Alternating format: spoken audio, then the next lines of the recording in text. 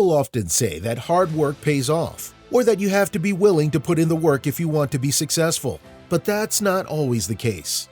Sometimes you just need a whole lot of luck. So today, we'll be looking into a list of people who got insanely rich by doing nothing. Hello everyone, and welcome to Luxury by Design. Before we start, don't forget to hit that like button.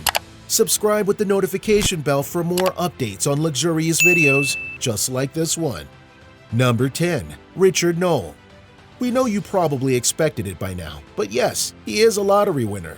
Not much to say about it, but it's still amazing how some people could spend their whole lives buying scratch cards and lottery tickets to never win anything. And then one person decides to try it for fun and becomes a millionaire overnight. Richard Knoll was the latter, with the man simply wanting change for a $100 bill, so he decided to buy a couple of scratch lottery tickets. Little did he know that he was going home that day with a lot more than just change for $100, as he ended up winning the $10 million jackpot. The clerk that sold him the ticket received a hefty $50,000 bonus as well, so it was a great ending all around. Number 9. Glenda Blackwell. We're saving the best for last here in the videos, so for now, enjoy some more lottery winners. Glenda Blackwell was a housewife from North Carolina who was constantly at her husband's throat for spending so much money on lottery tickets. So much so that one night she decided to teach him a lesson that might not have worked out as she had planned. They were at it again in front of a gas station when she bought a lottery ticket just to show her husband how big of a waste it was. But to both of their surprise, she ended up winning $1 million. It just sucks when the world doesn't give you what you want, doesn't it? Number 8. Kevin Lewis. You've heard of participation prizes, but never one like this.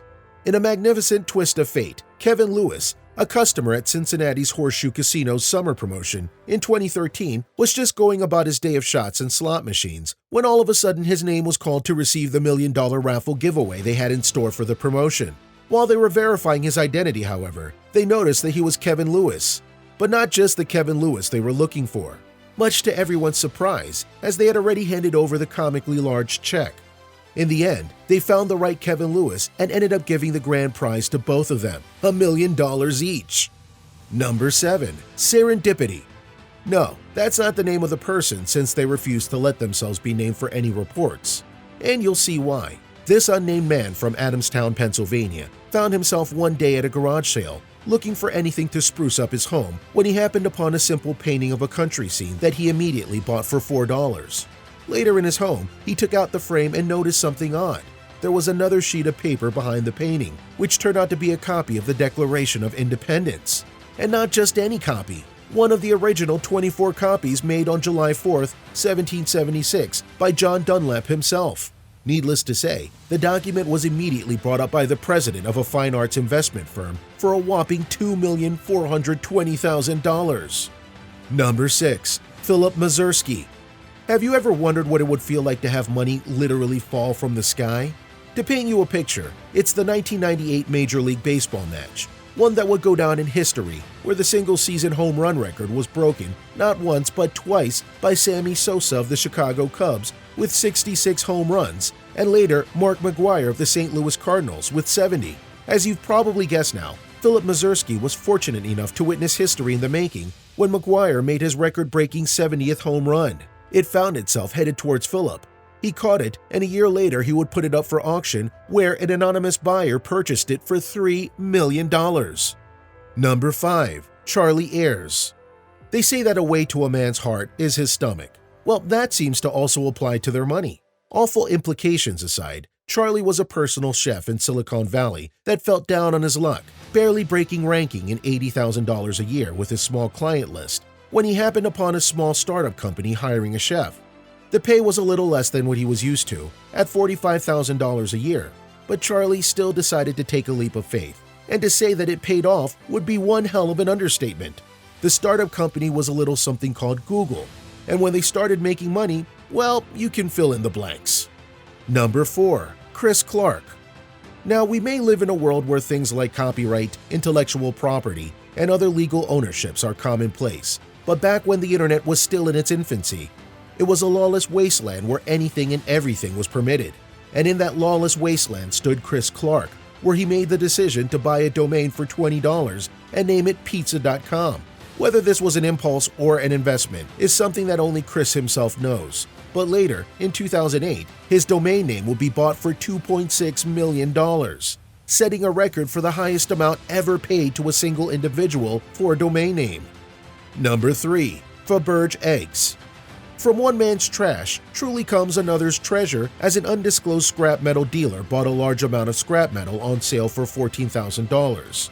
Sifting through the scrap as he always does, he noticed something that seemed out of place: a small egg-shaped ornament that looked expensive to say the least. The scrap dealer went to multiple buyers and was turned down until he decided to look up what he had, which turned out to be the third imperial egg made by Faberge for the Russian royal family in 1887. After getting it properly appraised and authenticated, he sold it to a collector for an undisclosed amount, but speculations say it couldn't have sold for less than $30 million. Number 2. Terry Horton. The last two on the list will be people who have stumbled into objects worth a potentially large amount of money, but have not sold them yet for one reason or another. The first one is a 73-year-old truck driver from California who came upon a painting the size of a dinner table in a thrift shop that was selling it for $5.